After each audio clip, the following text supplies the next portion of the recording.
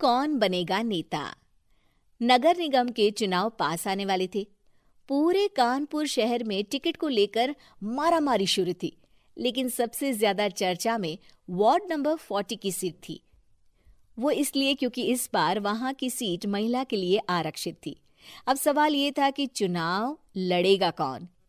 इससे पहले ठाकुर साहब वहां से पार्षद थे और इस बार उन्होंने अपनी पत्नी सीमा ठाकुर को टिकट दिलवाई और ठाकुर साहब की शान के कारण सीमा जी ने 20,000 वोटों से चुनाव जीत लिया। अरे बधाई हो सीमा भाभी, अब तो आप वार्ड की पार्षद बन गई हैं। अब तो हमारे काम आप ही करवाएंगी। अरे ये तो सिर्फ नाम की पार्षद बनी है, वो तो महिला सीट आ गई, वरना पार्षद तो मुझे ही बनना था। अब भले ही चेहरा इसका होगा, लेकिन पावर तो मेरी ही होगी। अरे वाह भाई साहब, क्या दिमाग लगाया है आपने भी। आइए आप लोग, खाना लगा दिया है सबके लिए।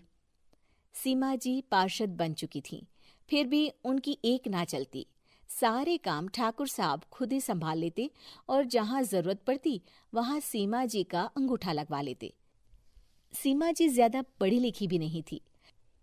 एक दिन ठाकुर साहब और सीमा एक प्रोग्राम में जाते हैं। अरे ठाकुर साहब, आप आ गए। ओहो, पार्षद मैडम भी आ गई हैं। स्वागत है आप दोनों का। लगता है हमारे पार्षद फंड का सही इस्तेमाल हो रहा है। चलिए अब उद्घाटन करते हैं। ये लीजिए ठाकुर साहब कैची, आप ही सबसे पहले प्रवेश कीजिए। सब लोग आगे निकल जाते हैं और सीमा जी पार्षद होने के बावजूद भी पीछे खड़ी रह जाती हैं। वो देखती हैं कि वेलकम बोर्ड पर उनका नाम है, लेकिन महिला होने के कारण कोई उनका सम्मान नहीं कर रहा। अगले दिन एक आदमी उनके घर आता है। अरे ठाकुर साहब नमस्कार।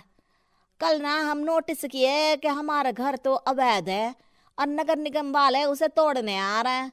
अरे कुछ कीजिए ना ठाकुर साहब।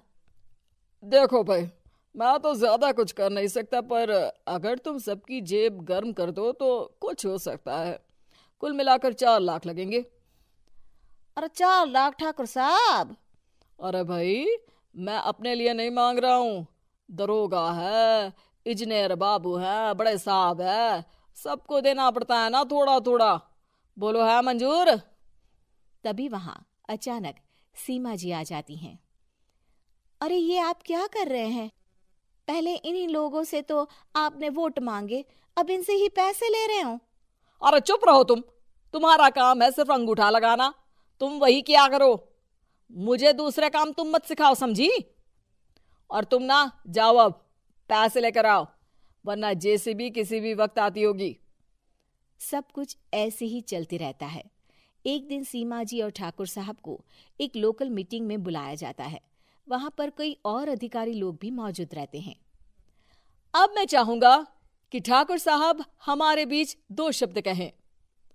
मेरे प्यारे भाइयों और बहनों, आज मेरा सौभाग्य है कि मैं आप सबकी सेवा दिन रात कर पा रहा हूं। आपने मेरी पत्नी को भारी मतों से जिताया है, इसलिए मैं आप सभी का शुक्रगुजार हूं। मैं आप सबसे वादा करता हूं कि हमेशा की तरह हमारे वार्ड में किसी को कोई तकलीफ नहीं आने दूंगा। सभी लोग तालियां बजाने लगते हैं। अब मैं माननीय पार्षद मैडम को स्टेज पे बुलाना चाहूंगा। अपने नाम को बुलाया सुनकर सीमा जी एकदम चौंक जाती है। उन्हें बिल्कुल उम्मीद नहीं थी कि इतनी बड़ी जगह उन्हें मंच पर बुलाया जाएगा। जैसे तैसे वो मंच पर चढ़ती हैं। ऊपर जाते ही सीमा जी को सारी पुरानी बातें याद आ जाती हैं कि किस तरह उनके पति उन्हें कभी भी आगे बढ़ने नहीं देते और उनके नाम से गलत काम करते हैं। वो बोलने लगती हैं। मैं आपके वार्ड की पार्षद सीमा हूं। आप में से बहुत कम लोग ही मुझे जानते होंगे, क्योंकि इससे पहले मुझे कभी ऐसा मौका ही नहीं मिला। सारे मौके मेरे पार्षद पति यानी आपके ठाकुर साहब ही लेते रहे, लेकिन आज ये मौका मुझे मिला है तो मैं इसे ऐसे ही नहीं जाने दूंगी।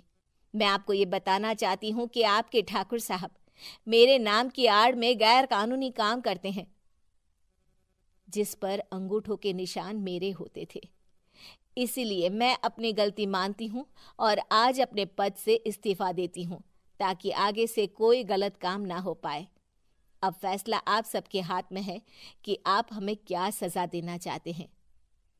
सीमा जी की बातें सुनकर ठाकुर साहब के चेहरे का रंग उड़ जाता है और वो शर्म से मुंह नीचा करके वहां से चले जाते हैं और पद से इस्तीफा देकर ही सही सीमा जी अपने आप में आत्मविश्वास महसूस करती हैं।